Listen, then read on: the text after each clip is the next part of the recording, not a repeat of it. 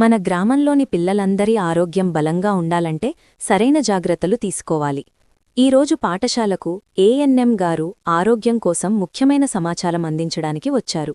పిల్లలు, ఫిబ్రవరి 17, 2026న జాతీయ నులిపురుగుల దినోత్సవం జరుపుకుంటున్నాం. ఈరోజు ప్రతి ఒక్కరూ తప్పక ఆల్బెండజోల్ టాబ్లెట్ తీసుకోవాలి. నులిపురుగులు కడుపులోకి వెళ్లి బలహీనత, రక్తహీనత, ఆకలి లేకపోవడం వంటి సమస్యలు కలిగిస్తాయి.